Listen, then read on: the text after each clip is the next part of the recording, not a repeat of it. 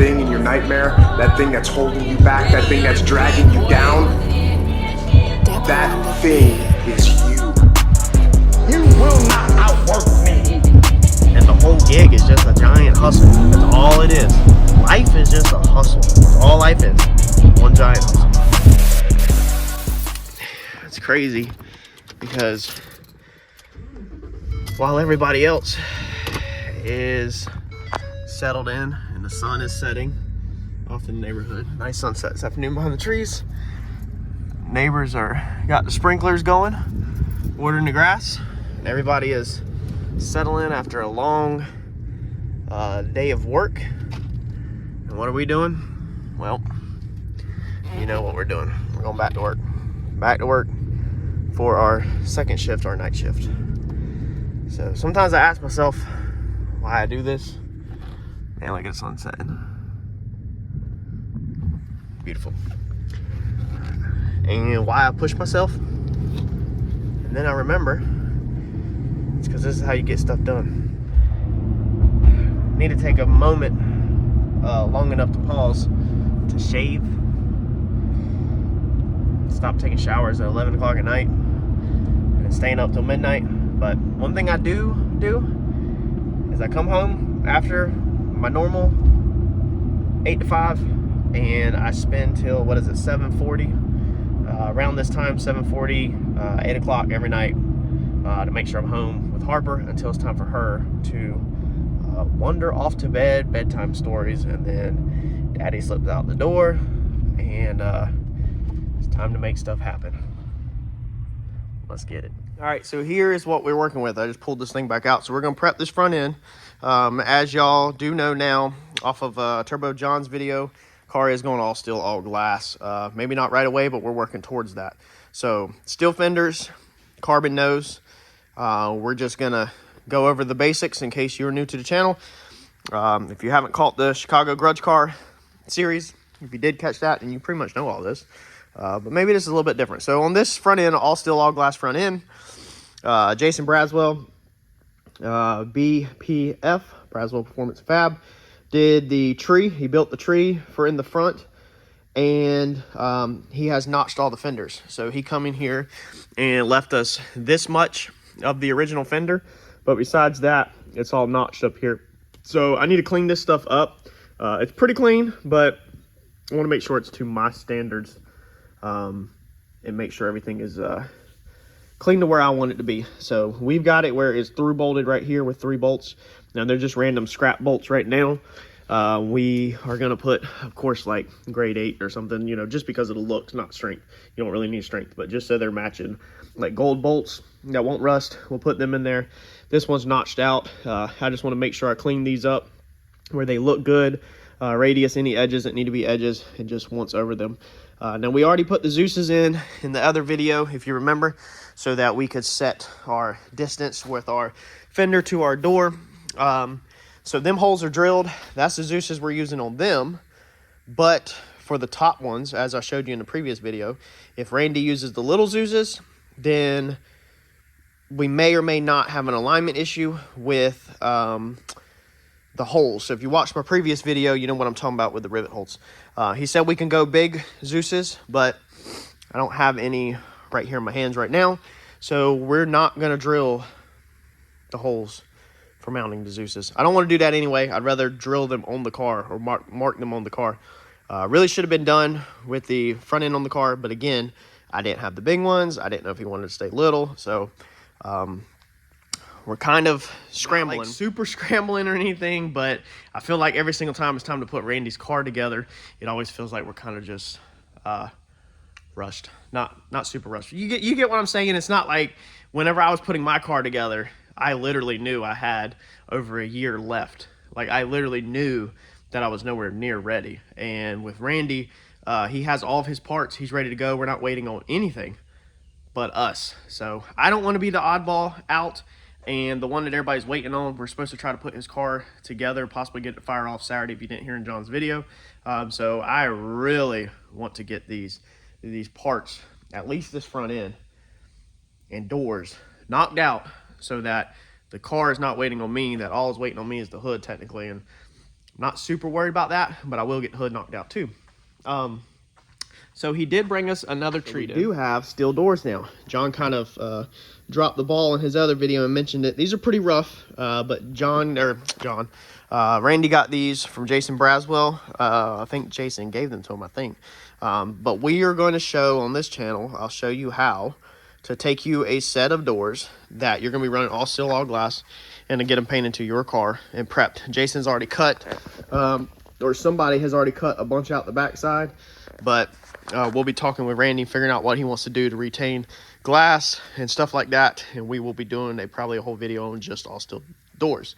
But what we're going to do for right now to get this car up and running, so y'all are familiar on my channel, ignore this over here. We'll talk about that later. There's his doors, okay?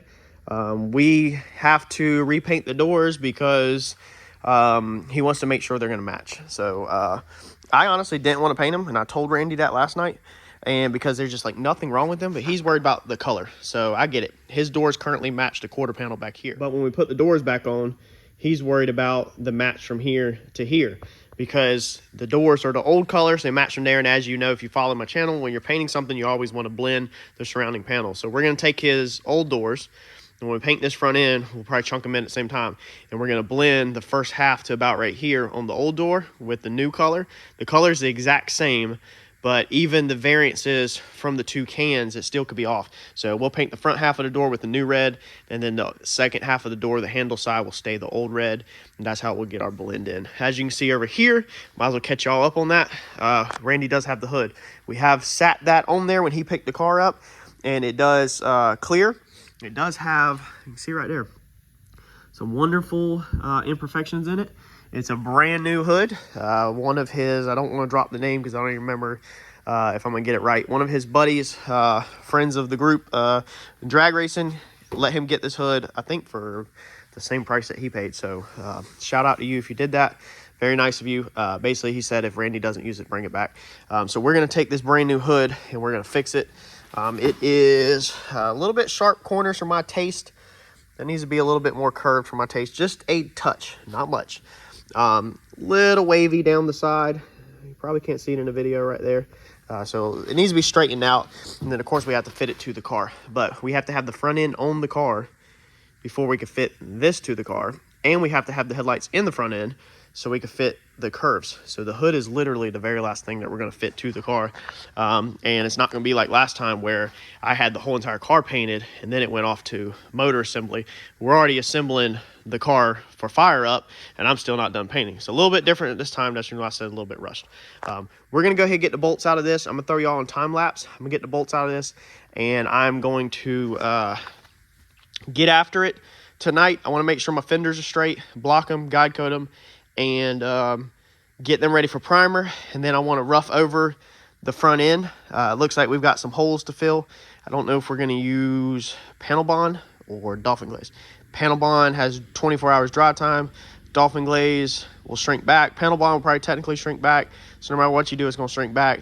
But they are just little holes, unless Jason's filled them when I get up close. But I don't think he has. No, he did not.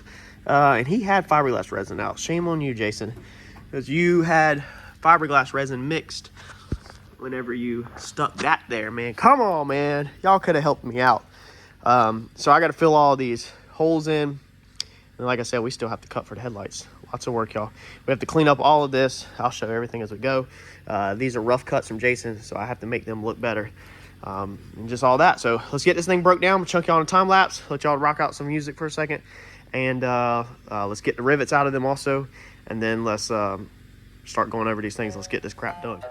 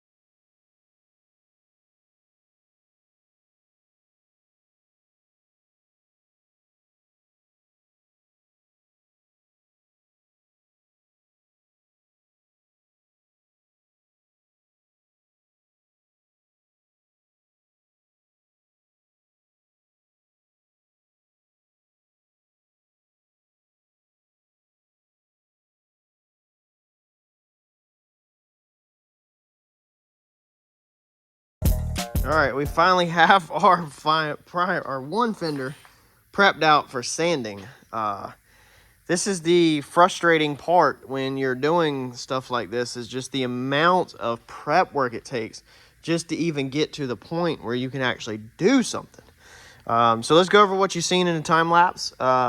We went on the inside and we cleaned up all of our edges. So when you cut these fenders out, what a lot of people do, I don't know if y'all know, is, you know, they cut out the inner brace. Now, he left this and he left the wheel well. You probably should leave your wheel well in there. I guess you could cut a little bit more out the wheel well. If you want a couple more ounces out of it, you could cut it right there on that body line. But most people leave, I think, or not most people, I guess some people leave the wheel well so that it adds structure this way. Because if you cut this wheel well out, then this sheet metal right here is going to be really flimsy. So that keeps structure that way. This is important because this is what bolts up to there. You don't really need nothing here. Me personally, I would have probably just cut this flange off and left this one, but I didn't do this prep work. I would have probably left a little bit of that just to keep, you know, like this, to play like this. Also, I'm not 100% on how we're going to attach the Zeus rails, being all this is gone. I guess we're going to have to attach here. Hopefully, it will reach here. And then, let's see here.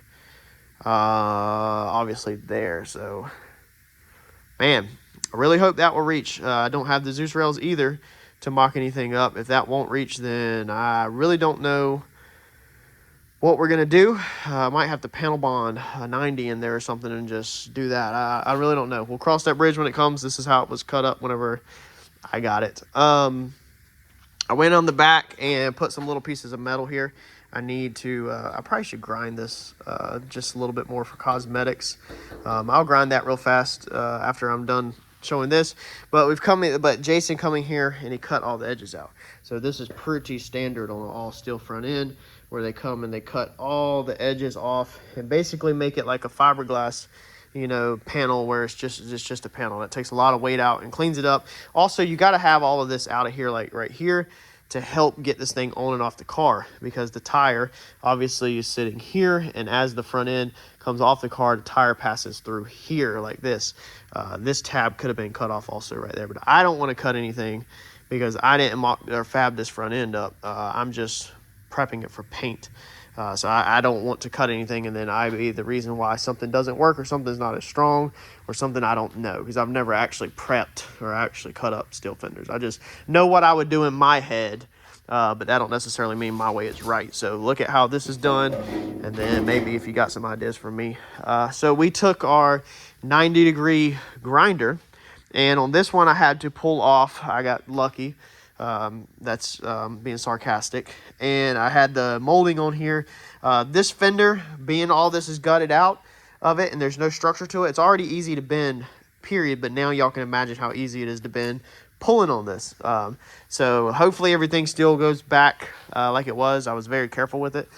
But then when you take this off, I got super more lucky and had freaking holes to fill. So a big hole here, two little ones there, and another little one there. And that one actually has the start of some rust in there. We've grinded most of it out, but we're going to dolphin glaze this area through here. This was the fender, I think, unless it's the other one, maybe that one. I guess it's all cut off. So one of them had a little bit of rust in it, but maybe it got cut out. So this right here doesn't matter. The bumper, or your front bumper, actually goes all the way up to that body line. So right there, you can see it goes to that body line. You can see a dent in this one already. It goes to that body line. So that don't matter on them, thank God. We got off lucky on them. We don't have to fill them holes. Because, man, this stuff, it just takes time. It just eats up your time, man. It's not as simple as just sanding this stuff or paint. So what we've done now is we've sprayed guide coat all over everything. If you're new to the channel, guide coat allows you to see what you're doing. This is it, part number. Okay, all this stuff is literally just like spray paint. Okay, so it's just you mist it on, you dust it on, you don't put it on that wet. but you just hold it back and you just dust it on, and that leaves us a nice fuzzy, as you can see, black coat all over it. Now whenever we go to sand this, we're going to sand this at 180. Anywhere that the black stays and doesn't come off means it's a low, so it allows you to find little dents and stuff like that. This fender looks extremely straight. I don't see any lows or anything that needs to be addressed from here up. All I see is there was a dent down here. I dollied it out. I think I'm gonna have to do a little bit of body work here. If it was my car, I honestly would not even do that body work there because it's so minor. I actually got dolly it. After I dolly it, I might not even have to do it, honestly, because I mean, it's down low, you don't see it. I don't know. I mean, I got it dollied out really good there. I'll do some dolly working to determine if I need to do any filler work there, depending on what it looks like when I DA everything. Now, you got to think about this.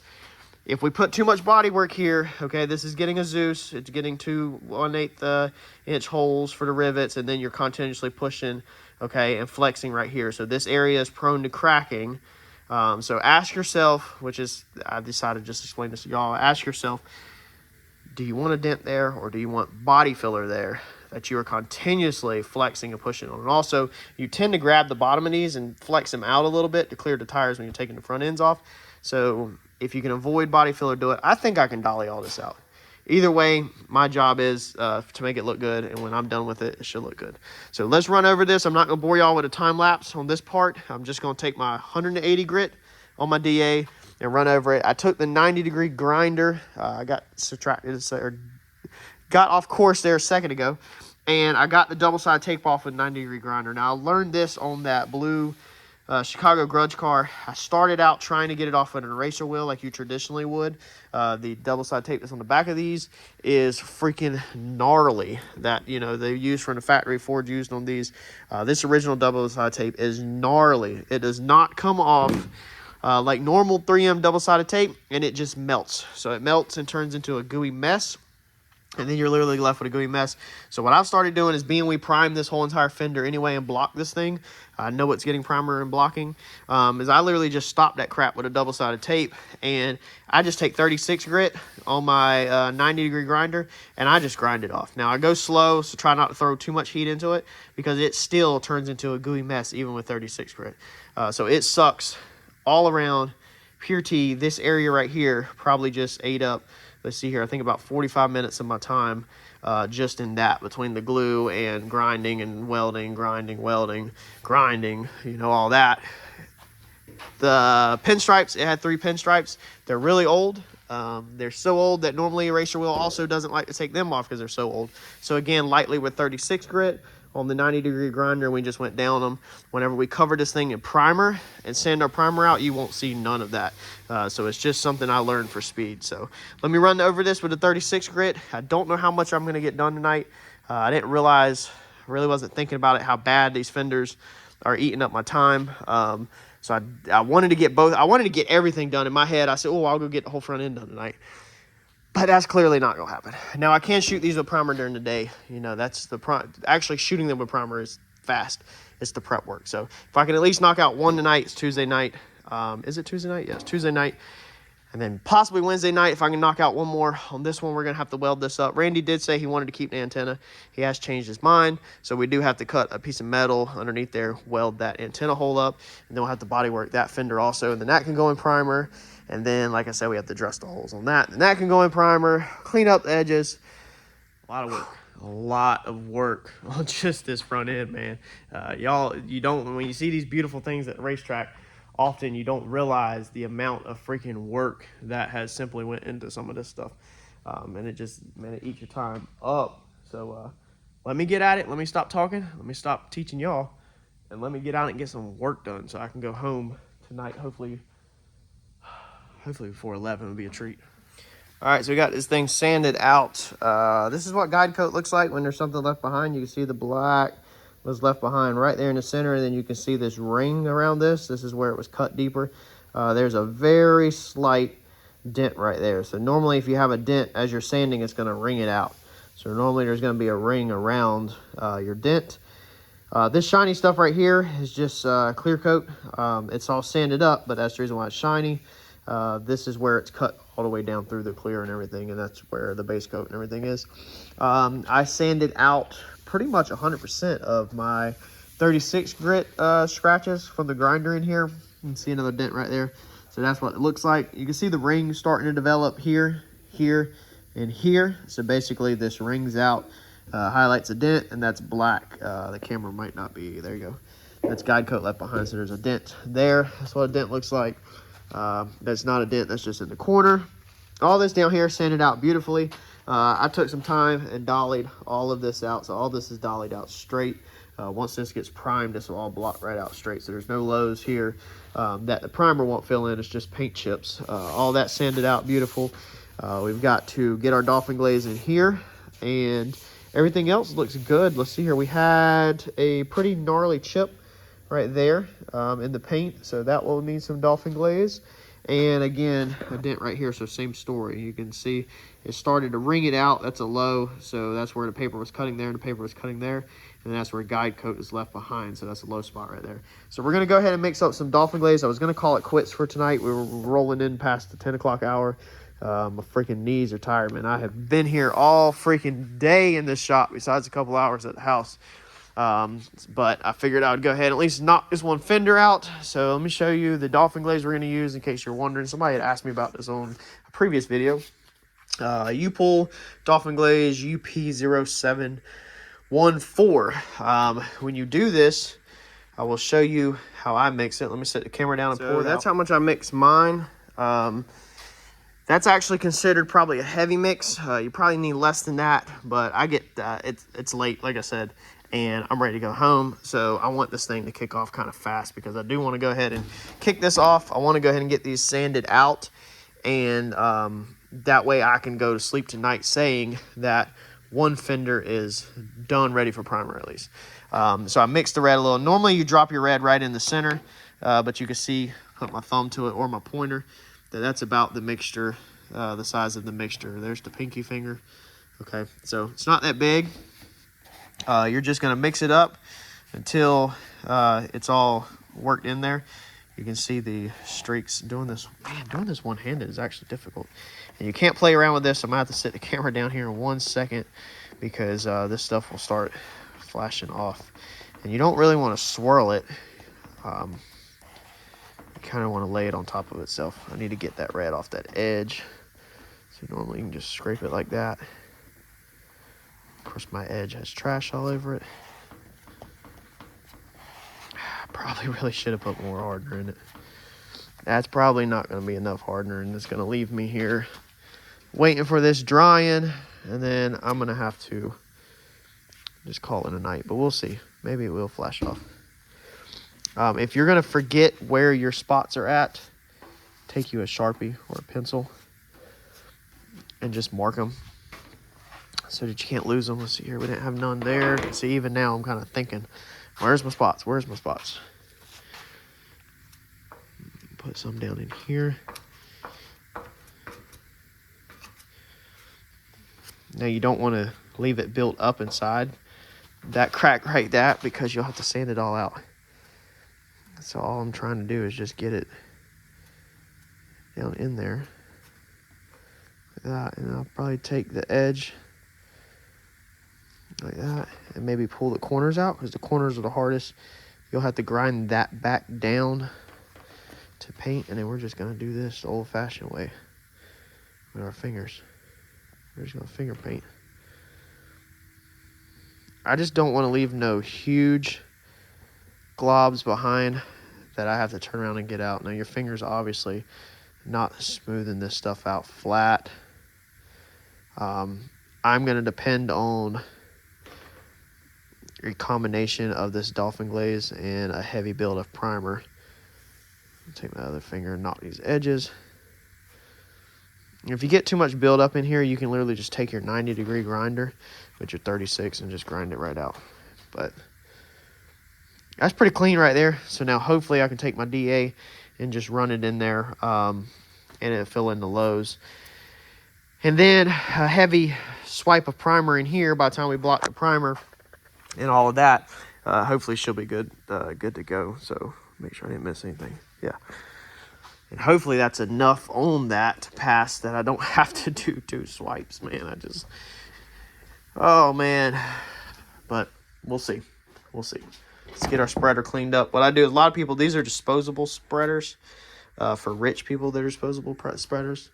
But if you're not rich like me, yes, I leave my paint gun, or I have left my paint gun soaking in paint thinner. If you're not rich like me, then you take your spreader and clean it up with paint thinner and a rag. So I'm putting the camera down. I'm gonna just wet my rag with paint thinner, and I'm just gonna wipe this off real fast before it sets up. I only kind of wanted to go over that real fast because I had somebody ask about dolphin glaze in one of the previous videos, and that's what it's good for, is stuff like this where you have little tiny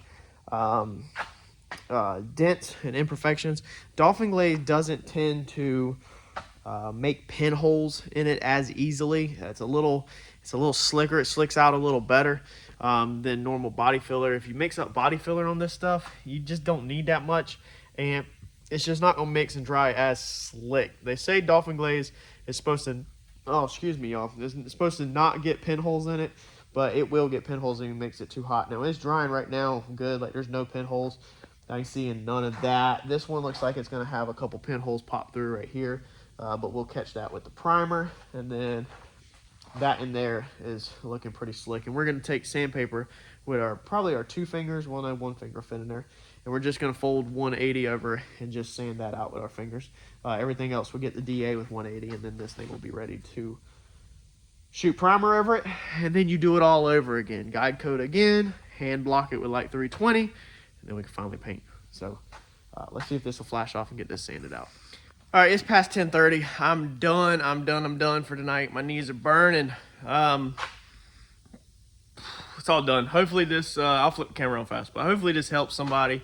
You can go ahead and pull your fenders off your car and cut them up and prep them for paint and do that. Or somebody in the other video said they never thought of doing the steel fenders with the carbon nose. It's pretty common in the all steel all glass class, but maybe you're not familiar with that, and that's awesome because that's what this channel is about, is showing you how to do things.